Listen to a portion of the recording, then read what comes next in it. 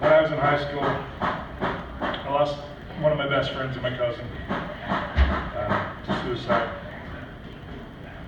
A couple of years ago, I woke up and I had to write him a letter. This is that letter. It's called Half a Step. A letter to my cousin Alan. Alan, we came home from church and you asked your mother why couldn't David play the piano half a step up since it was out of tune by one half step. To you it was nothing, natural, easy as walking or breathing.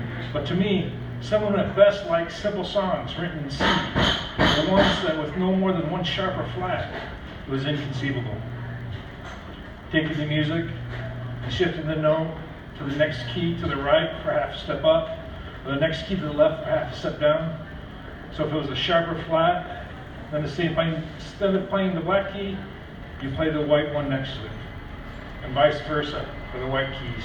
Except for where the next key was a white key, and you play that white key as in B to C and E to F. Of course, that is what I would have to think. Alan, you would just play it like that was on the sheet music. And you'd practice that way in any other piano. Maybe later that night, or some other night, or 2 or 3, we snuck out of your parents' basement door and walked down the long, dark Freshwood Road, no sidewalks, to 7-Eleven for Big Balls. You may not have known it, but my most cherished memory is you playing the piano as I'm lying on your parents' white shag carpet.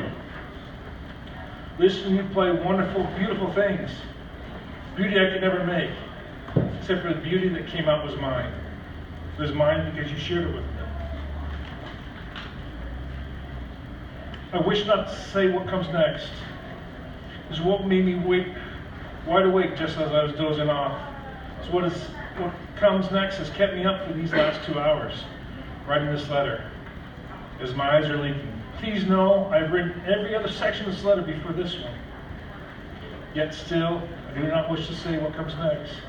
But if I don't, I won't be able to sleep for another 2 or 3 more.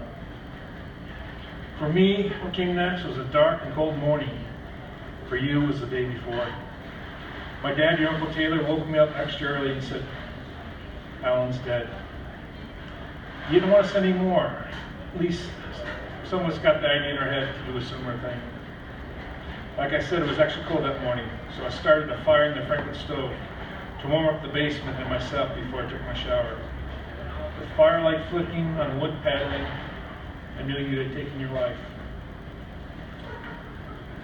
I remember going to the forest with my brother Joseph to pick out flowers for you and putting on the card, friends. Please forgive me for never going to your grave. But once I do, I mean that you're gone. And I'm still not ready for that. Please forgive your older brother and me for not talking about you. The pain is just too deep.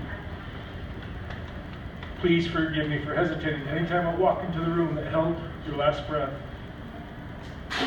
Just know when you left, you took with you some of the beauty of my life.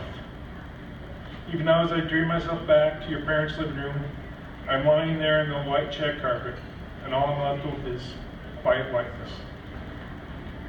Know that every morning I go to 7-Eleven to get a big gulp, mostly subconsciously, but sometimes consciously, hoping to see you there to share a big gulp. And you know what? Not one damn time have you ever shown up. Why couldn't you play life as well as you played the piano? Why couldn't you have taken half a step? If you'd taken a half a step, you would have lived a whole nother life. Now almost 2. Just a half a step until the moment had passed. Just a half a step until the pain could subside. Just a half a step to get some meds to help. Just a half a step, a half a step, a half a step.